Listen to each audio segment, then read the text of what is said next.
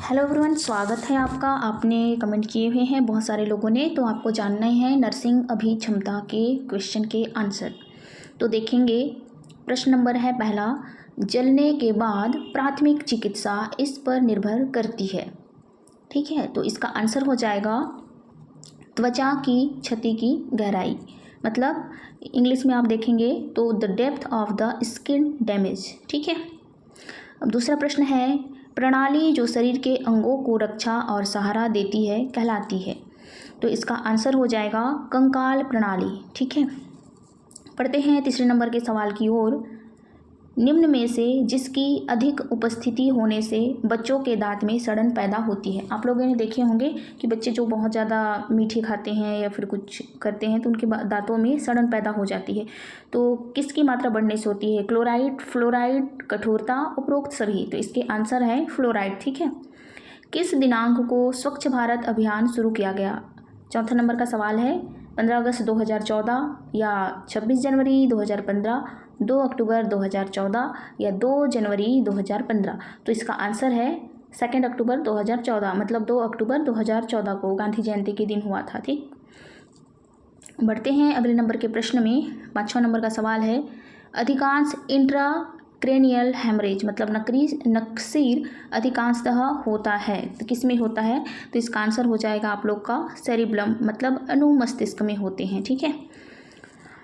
6वां number का जो सवाल है, निम्नलिखित में से कौन सा परिवार कल्याण कार्यक्रम का मुख्य लक्ष्य है? 6वां नंबर का दिया हुआ है, तो इसमें ऑप्शन आप देखेंगे, मैं सीधे आपको आंसर बता देती हूँ, है ना। तो 6वां नंबर का जो सवाल है उसका आंसर नंबर ए, प्रजननक्षम उम्र के युगल, मतलब couple in the fertilize age. ठीक है, फर्टिल एज में होते हैं वो, उस वाले का आंसर ए नंबर है। 7वां नंबर का सवाल है, निम्नलिखित में से कौन सा रोग कोरोना वायरस से संबंधित है? मर्स, सॉर्स, ए और बी दोनों, न ए और न बी। तो इसका सवाल का जवाब है आपका सी नंबर का, ए और बी दोनों। तो 8वां नंबर का सवाल है, रीढ़ की हड्डी के क्षय रोग का प्रस्थान बिंदु है। The starting point of tuberculosis of the spine is. तो इसका आंसर हो जाएगा आप लोग के लिए वर्टिबल बॉडी, मतलब कशेरुकी शरीर। बी नंबर का सवाल सही है। ठीक। अब देखेंगे 9वां नंबर का जो सवाल है, जन स्वास्थ्य के आयाम हैं। इसमें देखिए दिया है स्वास्थ्य, प्रचार, रोग प्रतिरक्षण, पुनर्वास, उपरोक्त सभी। तो इसका जवाब है उपरोक्त सभी। देखो, मुझे ढूंढने में सवाल के जवाब टाइम लगे हैं, तो मैं ऑथेंटिक जो मुझे जानकारी एकदम उचित लगती है, जो सही सही जवाब है, मैं उसको ही बता रही हूँ। ठीक। तो पढ़ते हैं 10वें नंबर के सवाल है, किस रक्षात्मक क्रियाविधि में चिंता शारीरिक लक्षण के द्वारा प्रकट की जाती है? प्रक्षेपण, परिवर्तन, वापसी और दमन।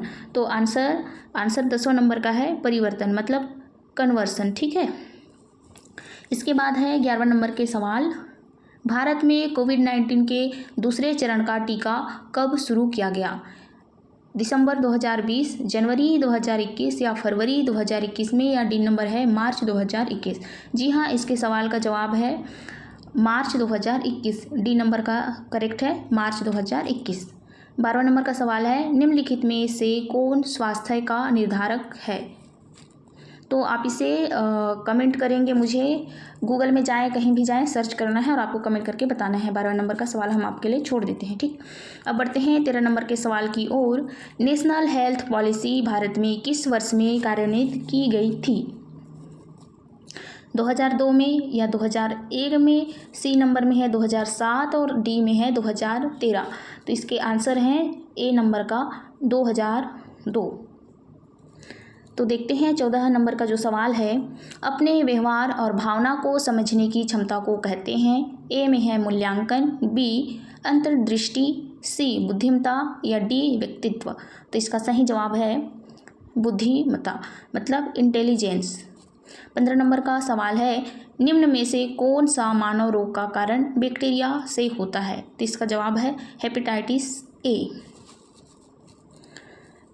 और बाकी जो आंत्रजवर, खसरा और पोलियो लिखा हुआ है, ये किसके कारण होता है आपको बताने हैं। ठीक।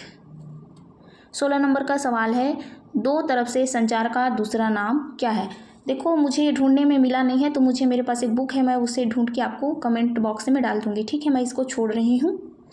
और 17 नंबर का जो सवाल है मुझे ढूंढने के बाद भी काफ़ी कन्फ्यूजन लगा है, तो मैं इसको नहीं बताना चाहती आपको। मैं नहीं चाहती कि मेरे वजह से एक नंबर आपका गलत हो जाए, तो मैं ए छोड़ रही हूँ 16 और 17 नंबर के सवाल।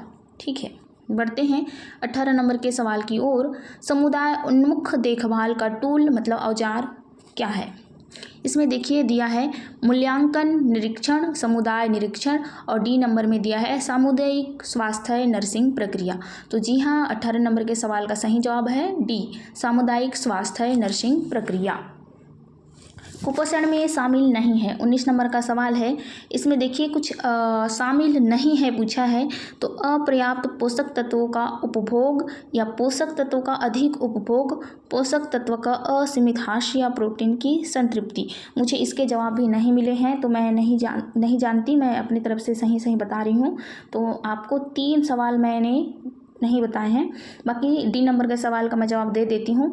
जननी सुरक्षा योजना क्या है? 100% केंद्र प्रायोजित योजना। बी नंबर में है 100% राज्य प्रायोजित योजना, या सी में दिया है केंद्र और राज्य की 50-50% साझेदारी। डी नंबर में है पूरी तरह से निजी क्षेत्र द्वारा प्रायोजित। इसका जवाब है ए, 100% केंद्र प्रायोजित योजना। ऐसे ही वीडियो आपको और भी मिलते रहेंगे, चैनल में बने रहें। आप अगला प्रश्न है भौतिकी विज्ञान में पार्ट 2, आप इसके क्वेश्चन देखना चाहते हैं तो मुझे एक बार कमेंट कर दें, मैं कोशिश करूंगी बनाने की। ठीक है, और उसके बाद यदि आपने अभी तक मेरे चैनल में 2023 के क्वेश्चन पेपर नहीं देखे हैं बीएससी का, उस नर्सिंग एग्जाम का, तो उसे भी देख लें। ठीक है, तो कुछ इस तरह से बनी हुई वीडियो आपको देखने मिल जाती है।